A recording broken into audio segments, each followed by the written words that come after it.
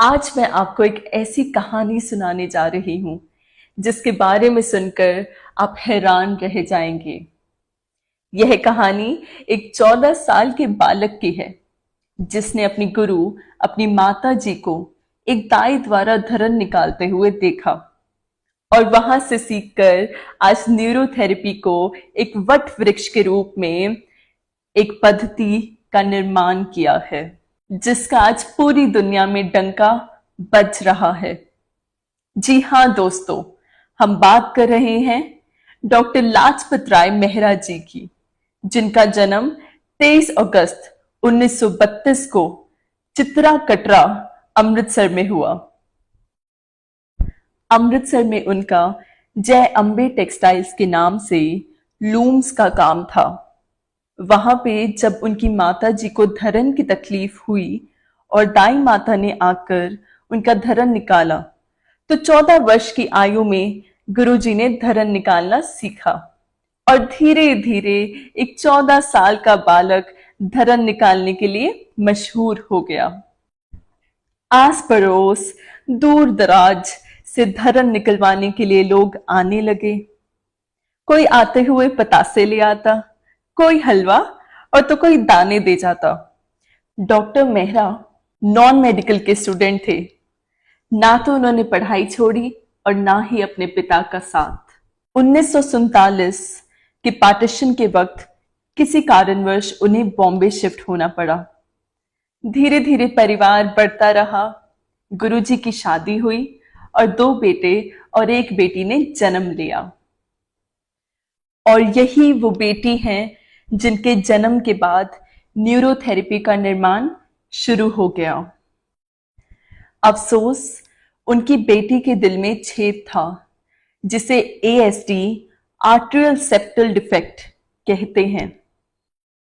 Doctor Lajpat बड़े बड़े शहरों में बड़े बड़े डॉक्टर्स के पास गए और पूछा कि मेरी ही बेटी के दिल में छेद क्यों है, मगर कोई भी डॉक्टर जवाब नहीं दे पाया।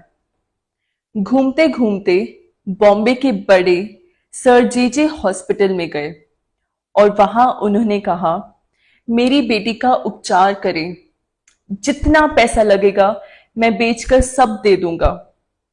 इतना पैसा खर्च हुआ कि उनके जीवन की सारी कमाई लग गई। पर अनफॉर्चुनेटली गुरुजी अपनी बेटी को नहीं बचा पाए। गुरुजी अपनी बेटी को दुर्गा मानते थे। वे कहते थे, मेरे घर से दुर्गा चली गई, लक्ष्मी चली गई। गुरुजी ने हॉस्पिटल्स के चक्कर लगाने शुरू कर दिए। उनके मन में एक सवाल बैठ गया था कि मेरी बेटी के दिल में ही छेद क्यों था, क्या कोई बता सकता है? तो JJ हॉस्पिटल की डीन डॉक्टर अंजलि जोशी ने टॉन्च किया कि अगर जवाब चाहते हो तो काम छोड़ो और किताबें उठाओ। तब से गुरुजी ने प्रण ले लिया और किताबें उठानी शुरू करी और धीरे धीरे यह पाया कि जिन महिलाओं को प्रेगनेंसी के दौरान फॉलिक एसिड की डेफिशिएंसी होती है, उनके बच्चे को ASD का रिस्क रहता है। मेडिकल का स्टूडेंट ना होते हुए भी नेचुरोपैथी का उपचार शुरू किया और धीरे धीरे जो मिल में काम करने वाले कर्मचारी थे उन पर एक्सपेरिमेंट किया। किसी को धरन पड़ गई तो वो ठीक करना, और एक्सपेरिमेंट करते हुए उन्होंने पाया कि किसी को दाईं तरफ दबाने से उनकी कॉन्स्टिपेशन ठीक होती है और किसी को बाईं तरफ दबाने से उनके लूज मोशंस। और करते करते गुरुजी बहुत फेमस हो गए। एक समय ऐसा आया कि जिन हॉस्पिटल्स में गए थे उनमें से एक डॉक्टर की बेटी को धरन की तकलीफ हो गई। अब क्योंकि एलोपैथी साइंस तो धरन को नहीं मानती, धरन को ना मानने की वजह से वह गुरुजी के पास आए और गुरुजी ने उनकी बेटी का धरन ठीक किया और वह डॉक्टर खुद गुरुजी के साथ जुड़ गए। उन्होंने फिर जाकर इस किताब का निर्माण किया, डॉक्टर लाजपत राय न्यूरोथेरेपी। और फिर जाकर डॉक्टर मनोहर दीक्षित, साइंटिस्ट, डॉक्टर अंजलि जोशी, श्रीमती कमलेश दीदी, ऐसे सैकड़ों डॉक्टर्स साथ में आए और न्यूरोथेरेपी को साइंस के रूप में शुरू किया। गुरुजी ने अपने परम मित्र टिक्का जी के साथ मिलकर सूर्यमल आश्रम, थाने डिस्ट्रिक्ट का निर्माण किया।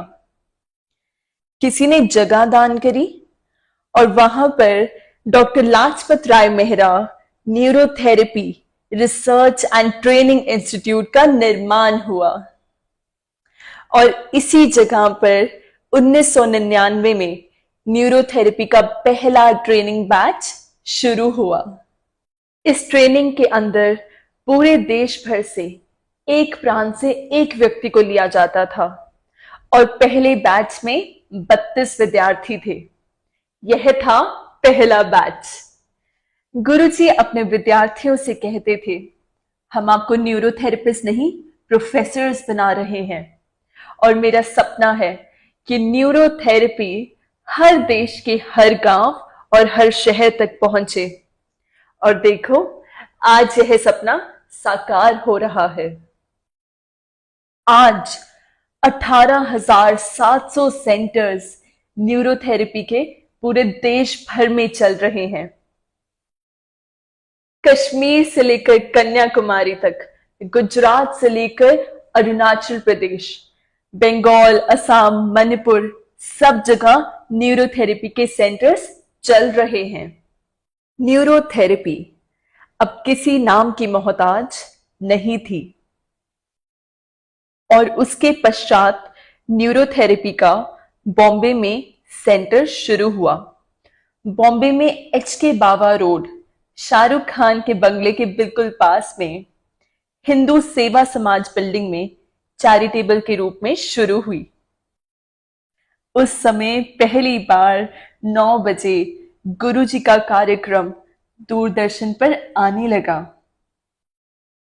शुरुआत में इस थेरेपी को अनेक नाम दिए गए, फुट थेरेपी, चेयर थेरेपी, मगर तब नामकरण इतना फेमस नहीं था।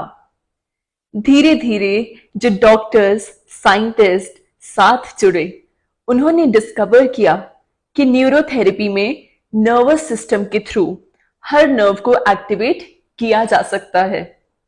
Due to blood brain barrier कोई मेडिसिन दिमाग में नहीं जा सकती, लेकिन इस तरह ब्लड सर्कुलेशन को एनहांस करके हम न्यूरोथेरेपी द्वारा मन बुद्धि बच्चे, डिप्रेशन, सर्वाइकल की problem, fits, deaf and dumbness, multiple sclerosis, motor neuron जैसी अनगिनत प्रॉब्लम्स पर काम कर सकते हैं।